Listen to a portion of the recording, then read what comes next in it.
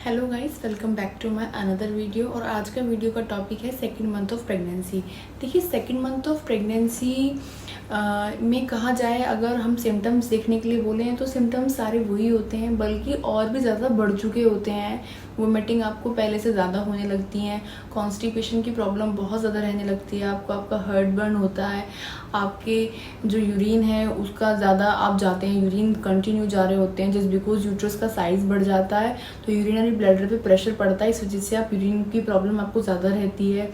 और mood swings बहुत ज़्यादा होते हैं आपके, आप कभी कभी इरिटेट हो जाते हैं, कभी कभी आप हैप्पी होते हैं, कभी कभी आपको खुद ही समझ में नहीं आता कि आपको एक्चुअल में अब रहना क्या है, क्या मूड होना चाहिए आपका अब, तो आपको खुद भी समझ में नहीं आता।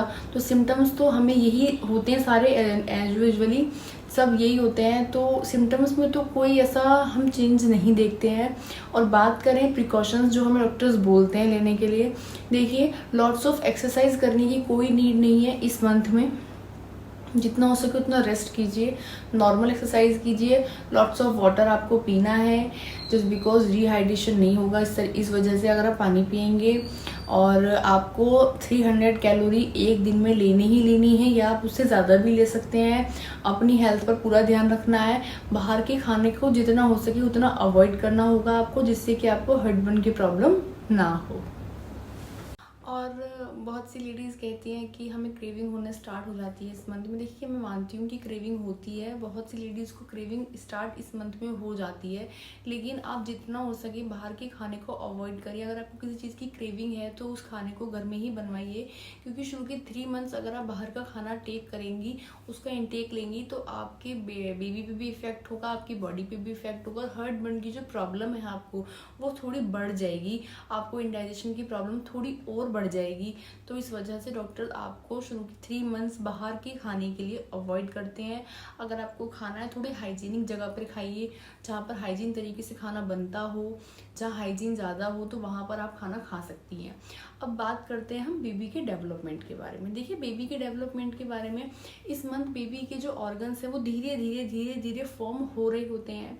बेबी का हार्ट और डाइजेस्टिव सिस्टम शेप में आ जाते हैं, बेबी के फिंगर्स और अपीयर हो जाती हैं, बेबी के लेग्स और फुट ग्रो होने लगते हैं लेंथ में। तो बच्चे के अंदर इतने ही विकास होता है इस मंथ में। और बच्चे के साइज़ के बारे में बात की जाए तो बच्चा 1/2 इंच का हो चुका होता है। शेप के बारे में बात की जाए, अगर शेप पूछा जाए किस तरीके का हो गया, तो जस्ट लाइक अ रेस्पबेरी शेप हो जाता है बच्चा आपका। इस मंथ में बच्चे में इतना इतना विकास होता है, थोड़ा थोड़ा करके इस मंथ में बच्चे के अंदर विकास हो रहा होता है, जो आपको आपके अल्ट्रासाउंड में देखने को मिलता है। अब बात करते हैं गाइनो की। देखिए, आप गाइनो से क्या एक्सपेक्ट करती हैं इस मंथ में। देखिए, गाइनो आपको इस मंथ में स्कैनिंग के लिए नहीं बोलती, क्योंकि गाइनो हर मंथ स्कैन नहीं करवाती है।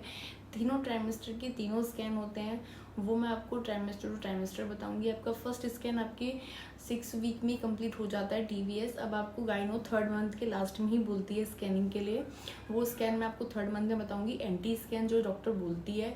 और आपको BP चेक होता है, आपकी हीमोग्लोबिन चेक होती है, आपका वेट चेक होता है, आपकी पल्सेस चेक होती हैं, आपकी फैमिली हिस्ट्री देखी जाती है, कोई प्रॉब्लम तो नहीं है फैमिली हिस्ट्री में, आपको ये सारे चेकअप होते हैं। और आपकी जो मेडिसिन की बात करी जाए तो फॉलिक एसिड आपको दिया जाता है, वोमिलास दी जाती है, और वाइटामिन्स।